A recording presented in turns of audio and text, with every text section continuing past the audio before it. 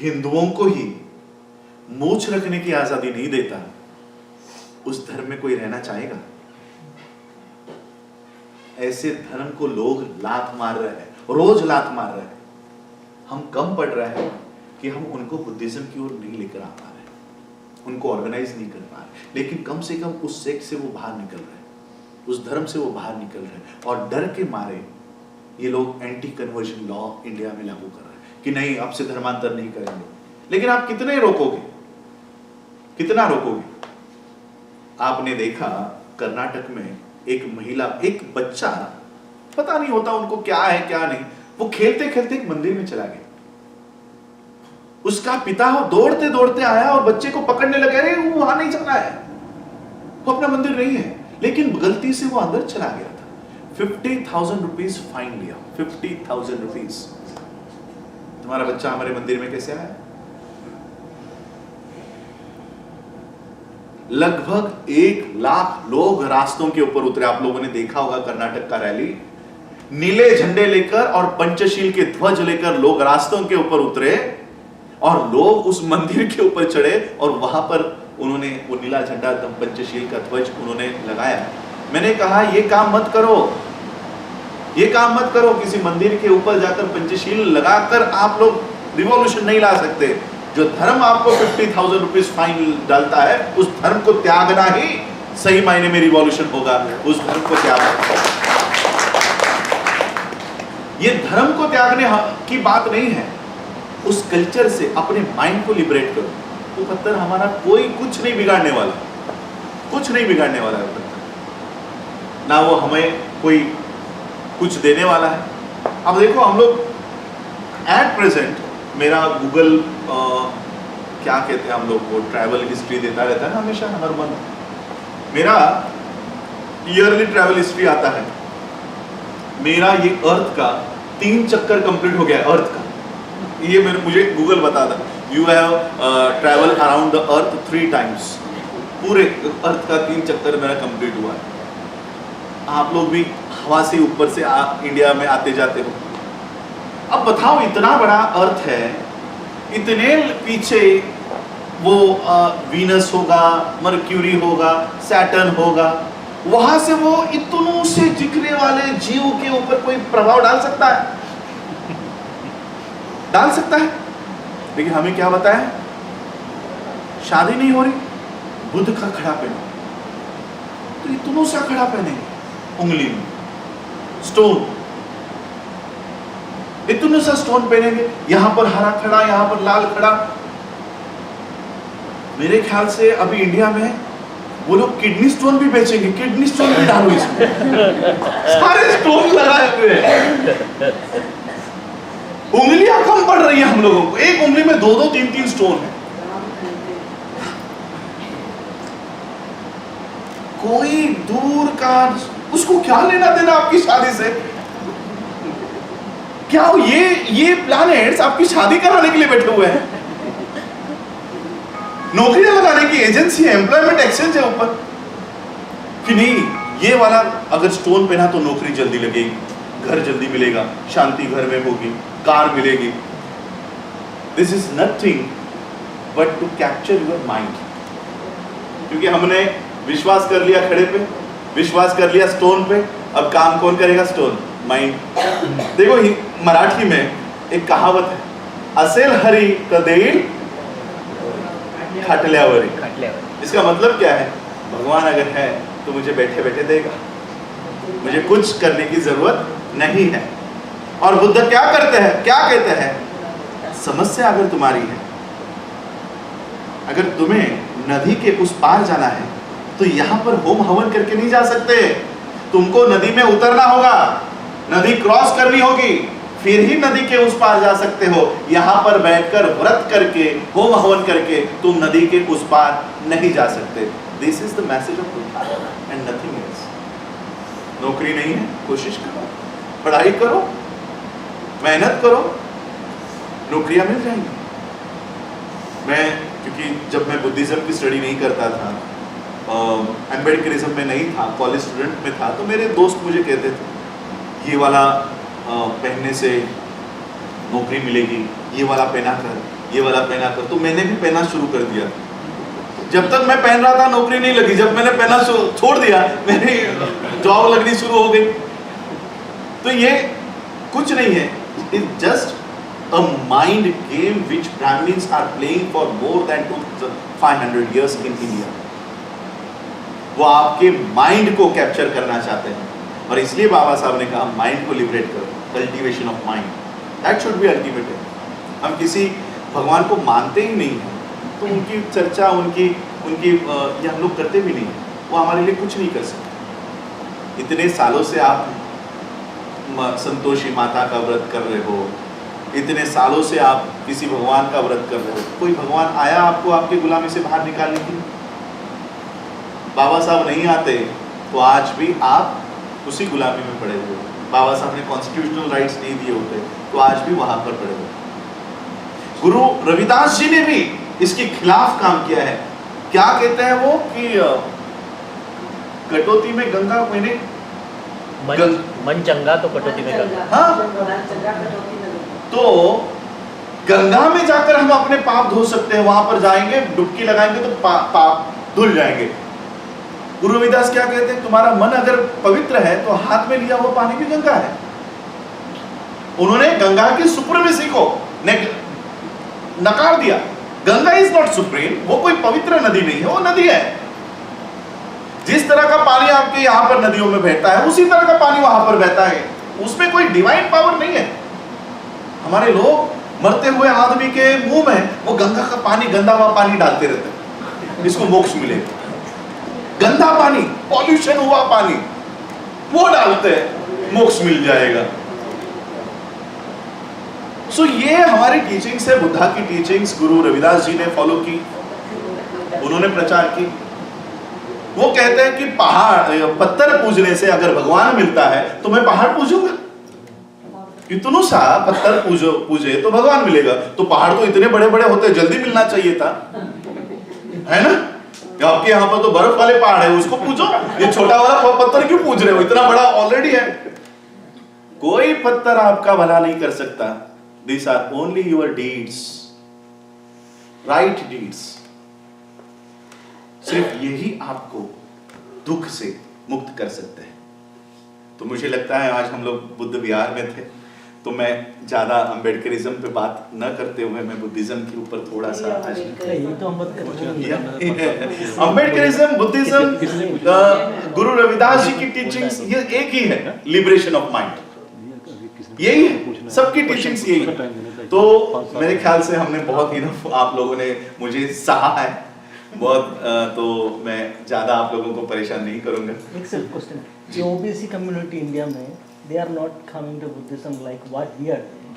Yeah. So they are still following the Hinduism and doing all the damage. Yes. So how what is OBCs देखो, other backward class वो अपने आप को OBC नहीं समझना चाहते। उनको लगता है कभी ना कभी ब्राह्मण अपने हमको एक्सेप्ट करेगा और हमें भी ब्राह्मण बनाएगा। ब्राह्मणों को भी पता है, ब्राह्मण कभी भी उसको पता है कि वो कभी भी पत्थर लेकर, इंडिया में सिर्फ 2 ही लोग हैं जो भगवान के अस्तित्व को नहीं मानते, एक तो बुद्धिस्ट, सेकेंड है ब्राह्मण्स। वो खुद नहीं मानते, वो आपको मनवाते हैं, तुम मानो। उनका सबसे बड़ा टूल है ओबीसी। ब्राह्मण कभी पत्थर नहीं उठाएगा आपके ऊपर मारने के लिए, वो ओबीसी को आगे करेगा, जाओ मारो इनको, जाओ पीटो इनको।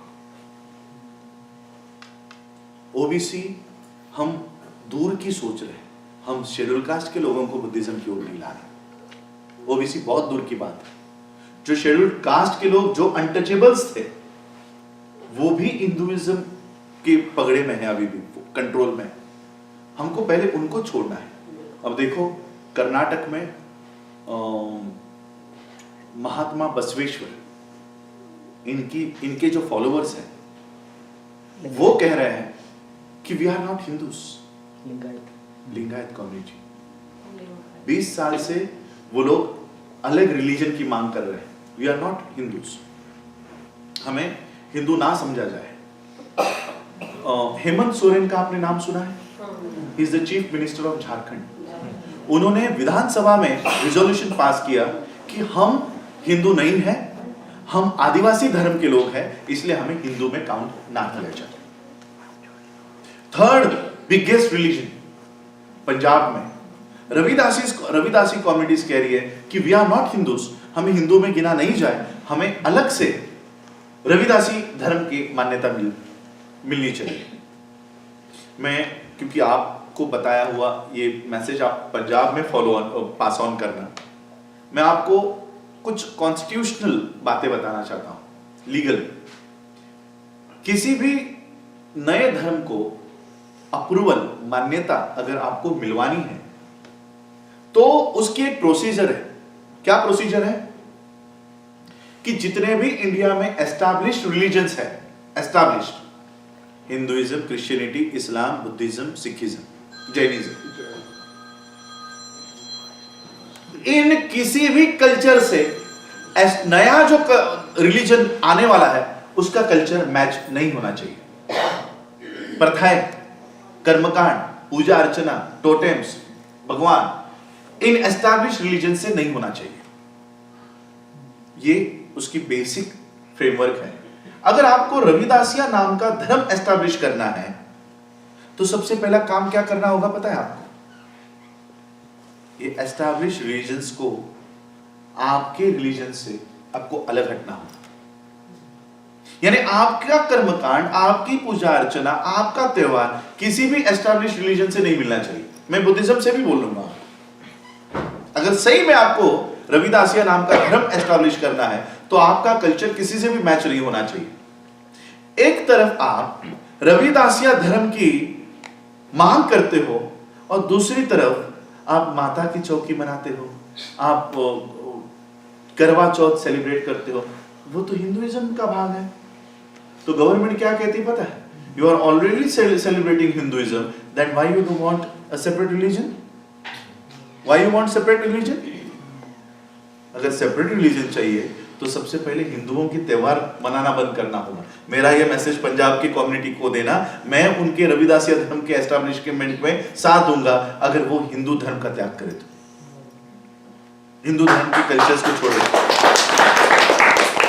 इक्वलिटी के ऊपर आधारित कोई भी धर्म हमारा, क्योंकि हम लोग धर्म के हिसाब से नहीं धर्म बुद्धिज्म को देखते, टीचिंग के हिसाब से। गुरु रविदास हमारे महापुरुष है, हमारी टीचिंग से एक ही है। मैं तो यही कहना चाहता हूं, हमेशा मैं पंजाब के लोगों को कहता हूं, अगर आप रविदासिया नाम का धर्म आपके लिस्ट में नहीं है तो क्या आप अपने आप को हिंदू आइडेंटिफाई कर रहे हो, क्रिश्चियन आइडेंटिफाई करते हो, मुस्लिम आइडेंटिफाई करते हो या बुद्धिस्ट आइडेंटिफाई कर सकते हो? कौन आपके कल्चर से मेल खाता है? कौन है? इन एस्टैब्लिश्ड रिलीजन से आपका कल्चर किसके कल्चर से मिलता है? आप कह रहे हो कि हम हिंदू नहीं हैं, तो चलो हिंदू कट हो गया आपके ऑप्शन में से, अब लिस्ट रह गई Muslim, Christian, Parsi, Jain, Sikh and Buddhist. अब क्या सिलेक्ट करोगे? Buddhist. So simple as that. Punjab के बाबा साहब अंबेडकर जी को फॉलो करने वाले, गुरु रविदास जी को फॉलो करने वाले, अगर उनकी लिस्ट में रविदासिया धर्म नहीं है तो उनको बुद्धिस्ट सिलेक्ट करना चाहिए। इस्लाम सिलेक्ट करने वाले हो क्या? क्रिश्चियनिटी सिलेक्ट कर सकते हो क्या? सिखिज्म सिलेक्ट कर सकते हो क्या? जो सिख आज अपने आप को जाट कह रहे हैं और आप लोगों को चमार कहना चाहते हैं, क्या वो हम सिलेक्ट कर सकते हैं क्या? नहीं कर सकते। तो कम से कम जो हमारा है, हमारे टीचिंग्स पे चला है, मैं गुरु नानक को भी हमारा ही समझता, मैं उनको अलग नहीं समझता। इसलिए मैंने कल कहा सिखिज्म इक्वलिटी के ऊपर आधारित है। सिखिज्म इक्वलिटी के लिए बनाया गया है, उस समय बनाया गया है। सिखिज्म की मेन पहचान इक्वलिटी है।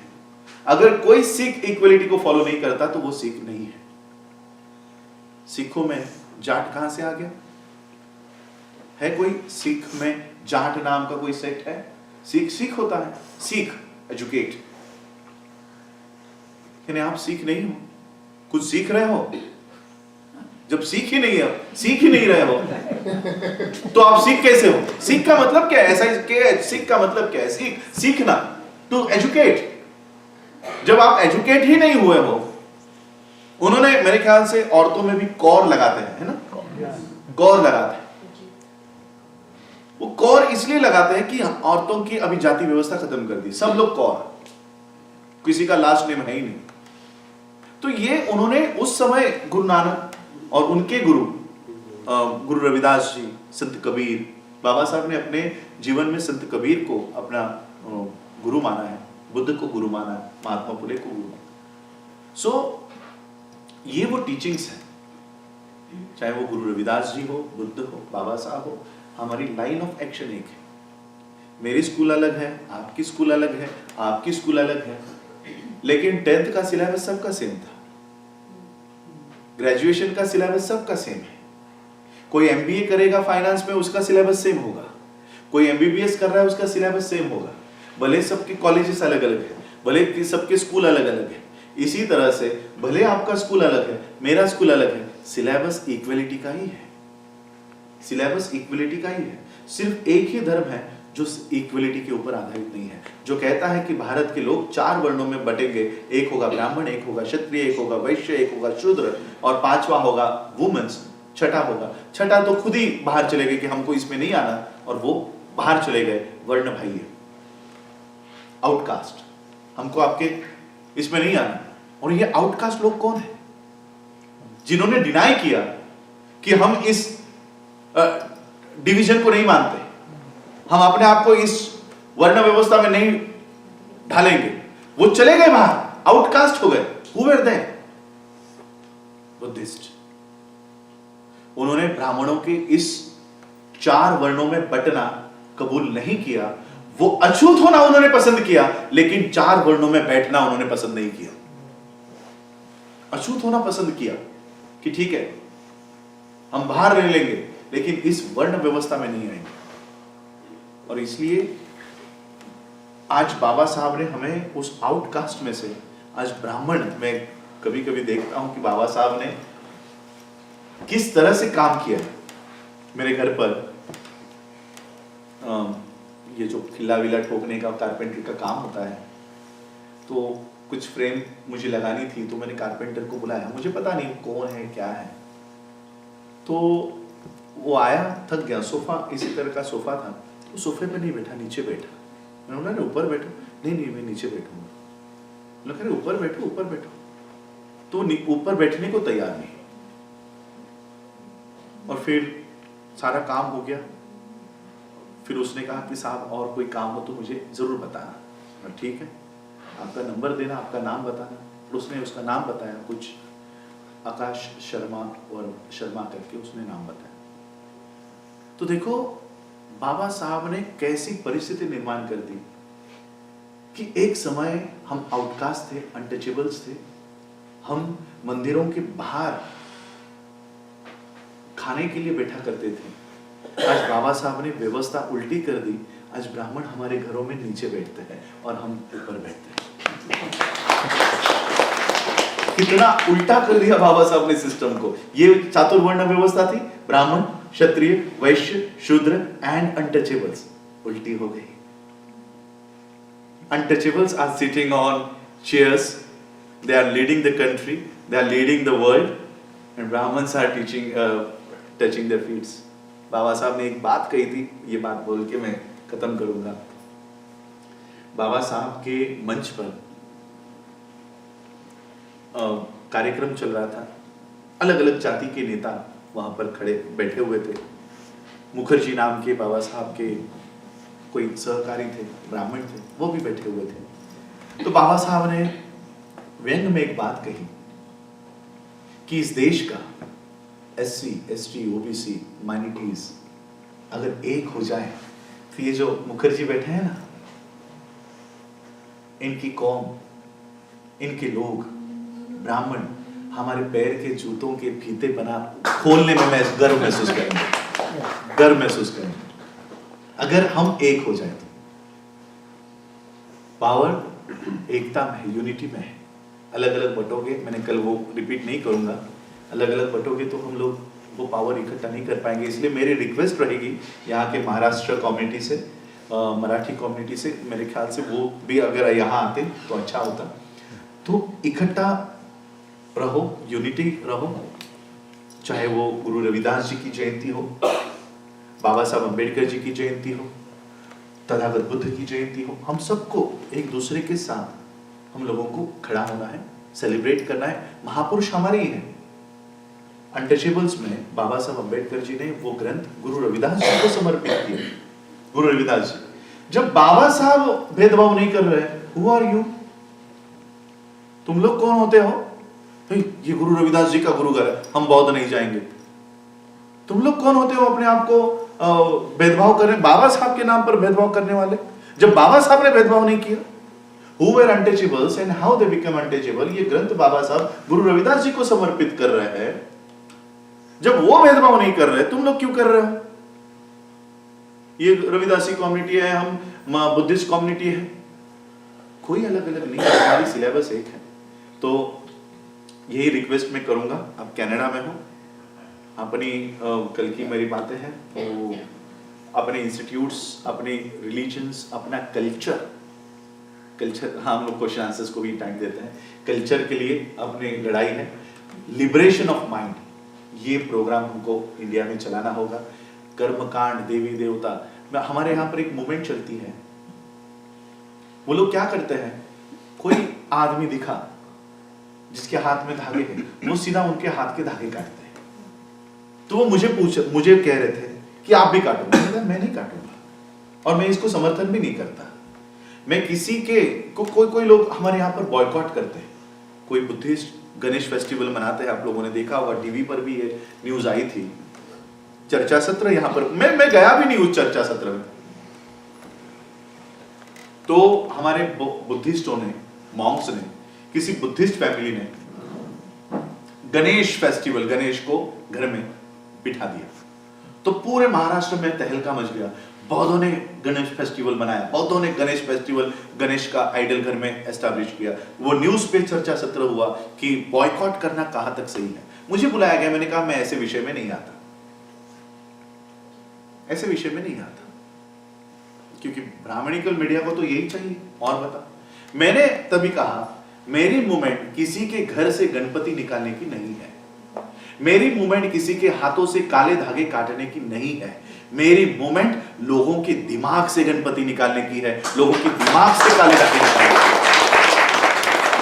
क्योंकि घरों से निकालोगे वो जेब में रख लेंगे, कैसे पकड़ोगे? गले में रख लेंगे। क्या शर्ट खोल के देखोगे अंदर साईं बाबा है या गणेश है? कैसे निकालोगे? जब तक दिमाग से नहीं निकालोगे, घर से निकाल के कोई फायदा नहीं। दिमाग से निकालना है तो स्ट्रक्चर खड़ा करना होगा, सेमिनरीज खड़ी करनी होगी। ये सारा काम हम लोगों को करना होगा, और इस काम में आप लोग हमारी सहायता करेंगे, ऐसी आशा और उम्मीद 100% करेंगे। Thank you.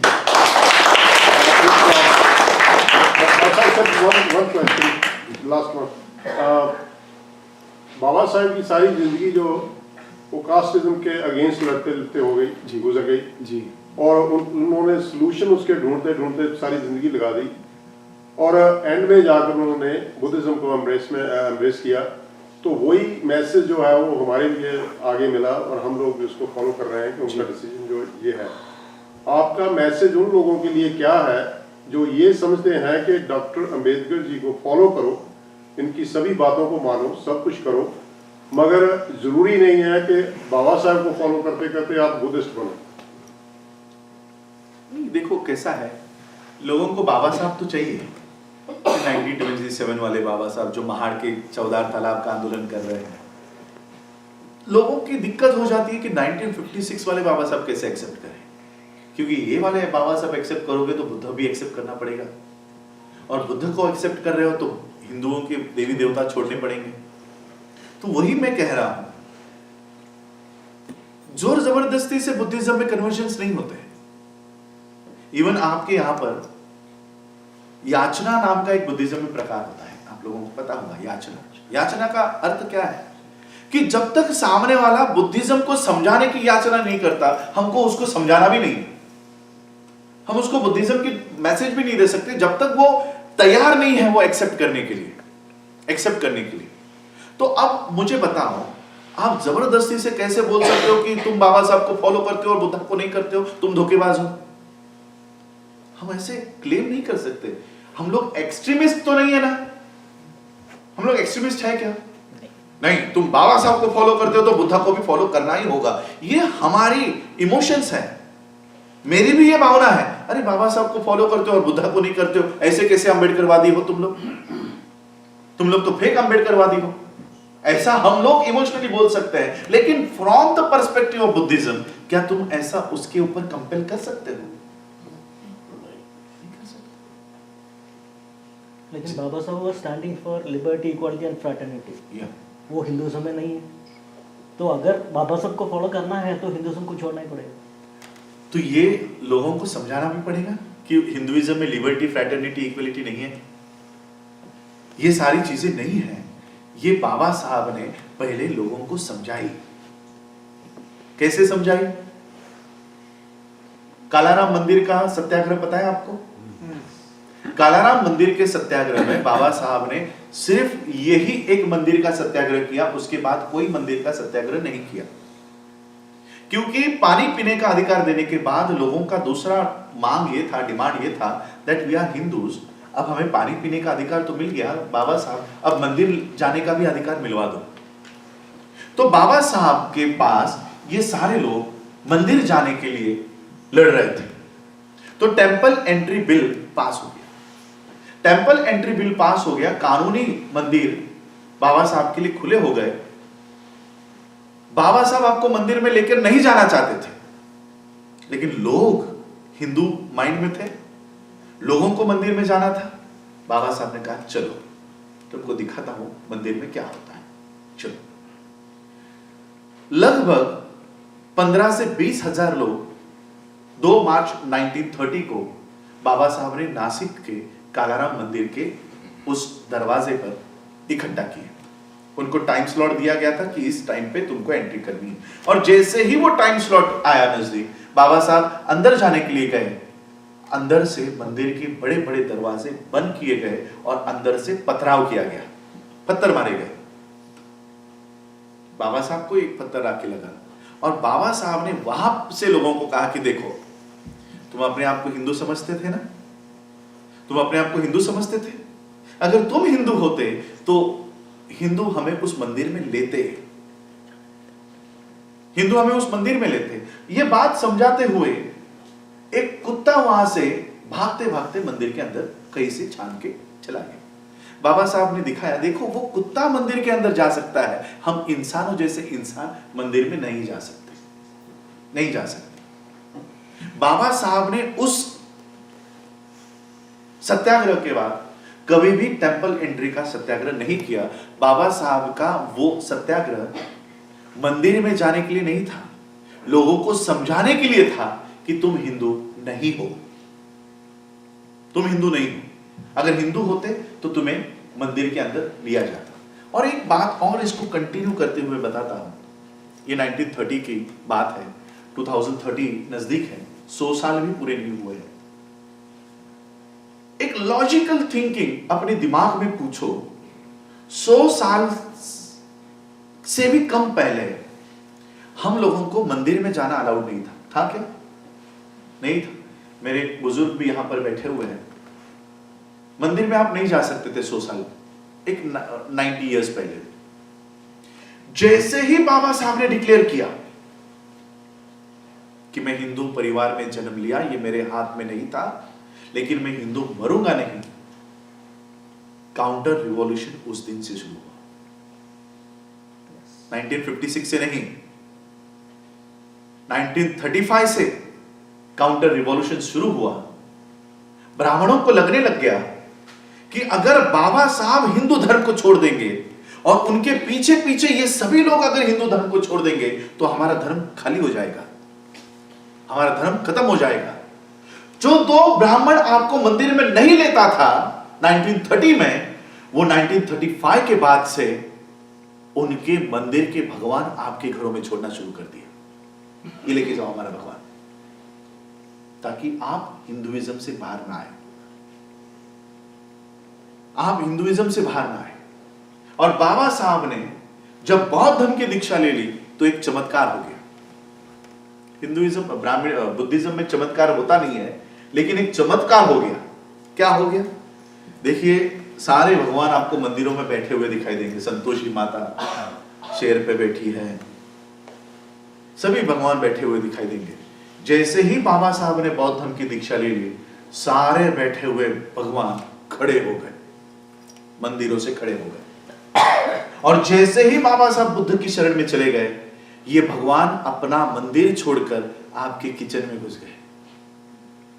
किचन में, फ्रिज के पीछे, दीवान के नीचे, इस तरह से वो ब्राह्मण अपना भगवान आपको देने लगे। ये लेके जाओ, ये लेके जाओ, इसकी पूजा करो, ये लेके जाओ, 10 दिन तक इसको रखो, इसकी सुबह शाम रात आरती करो, फल मिलेगा, हम पूजा करने आएंगे। पत्थर देता है, प्राण प्रतिष्ठापना की पूजा होती है, यानी उस पत्थर में प्राण भरे जाते हैं। आपको पता है, किसी मंदिर का, अभी 1 हफ्ता भी नहीं हुआ होगा, 1-2 हफ्ता, किसी मंदिर के पुजारी का बेटा मंदिर में ही पूजा करते करते हार्ट अटैक से मर गया। गलत, बुरी बात है। अब जो ब्राह्मण हमारे घर पे आकर पत्थर के भगवान में जान डालता है, वो अपने बच्चे में जान क्यों नहीं डाल पाया? मंदिर के अंदर हार्ट अटैक से मरा है वो बच्चा, हार्ट अटैक से, मोटा सा था, वो मर गया। वो ब्राह्मण मंदिर के अंदर अपने बच्चे के शरीर में जान नहीं डाल पाया। तो ये जो आप लोग क्वेश्चंस कर रहे हो ना, ये क्यों नहीं आ रहे हैं? ये इनको आना चाहिए। मेरी भी इसमें इमोशनली मेरा आंसर ये है कि आना चाहिए। प्रैक्टिकली, क्योंकि हम लोग बुद्धिस्ट लोग हैं, हम लोग इमोशनली नहीं सोच सकते, प्रैक्टिकली हमको तर्क के आधार पर सोचना है। इसका आंसर बाबा साहब ने दिया है। 1954 में बाबा साहब कहते हैं, अगर तुम इनको कन्वर्ट कर लो, लोग हिंदुइज्म से अगर बुद्धिज्म में कन्वर्ट हो जाए, और अगर हमें उनको बुद्धिस्ट बनाए रखने का मैकेनिज्म अगर हमारे पास नहीं है, then they again will slip out to Hinduism. So अगर आप ये क्वेश्चन कर रहे हो, तो मुझे बताओ, बौद्ध बनाने का क्या मैकेनिज्म है आपके पास? Do you have any mechanism? Do you have any Buddhist seminary? Do you have any Buddhist university? Do you have any Buddhist school? जब आपके बच्चे बुद्धा के बारे में जानेंगे ही नहीं, वो बुद्धिज्म की ओर कैसे आएंगे? जब वो अंबेडकराइट्स बुद्धा के बारे में पता ही नहीं है उनको, ओबीसी को अगर ये बात पता ही नहीं है कि बुद्ध ये बता रहे हैं। मेरे आज 2023 में हिंदू फ्रेंड्स, मैं उनको घर पे बुलाता हूं मेरे, क्योंकि मैं जानबूझकर बौद्धों से दोस्ती नहीं करता। मेरे सोसाइटी में मैं बौद्धों से दोस्ती नहीं करता, हिंदुओं से दोस्ती करता। हिंदू में दोस्ती करते समय तो हम किसी की जात धर्म देखते भी नहीं है, मुझे उससे लेना देना भी नहीं है। और फिर मैं उनको, जैसे वो हमें